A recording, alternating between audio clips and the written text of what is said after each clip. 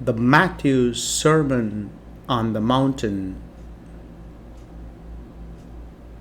Jesus teaching by the Sea of Galilee, adds not only the poor and humble, but those who mourn, those who are merciful, the pure in heart, the peacemakers, and those who seek and are persecuted for righteousness to the ranks of the faithful, remnant who will be blessed by God because they are most like God.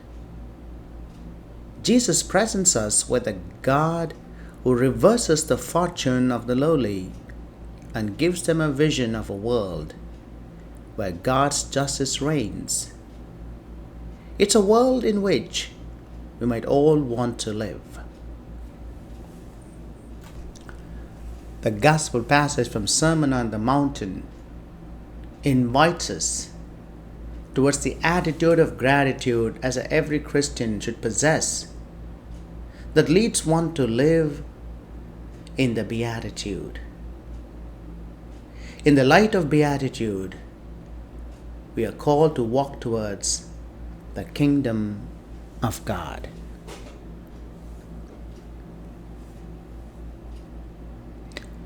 We can pause for a moment and ask a question. Which of the Beatitudes would we like to adopt more fully in our life? How will we put them into practice? In the words of Pope Francis, we need to build up society in the light of the Beatitudes, walking towards the kingdom with the least among us. Can we be financially rich and still be the follower of God? Jesus does not forbid people from material resources.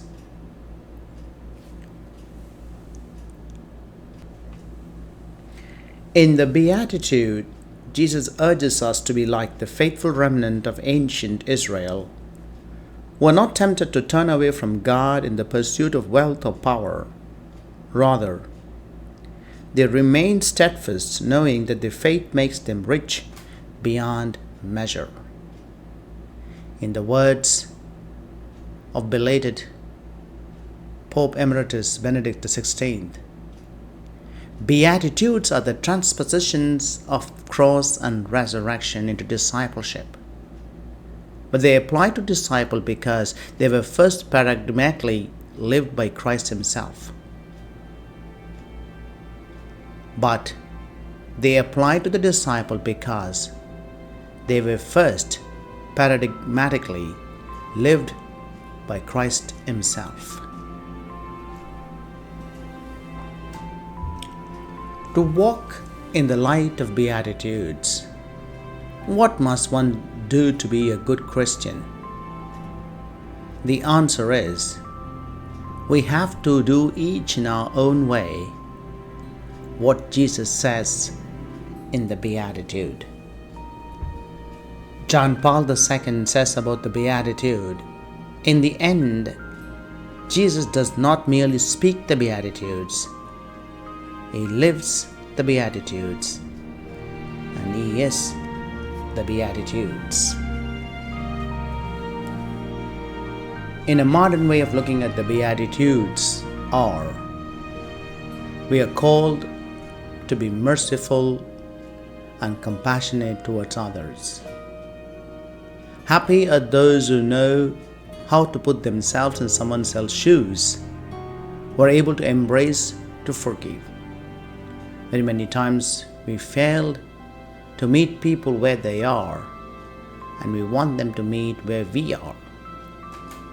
Happy are those who bring new life and new opportunities.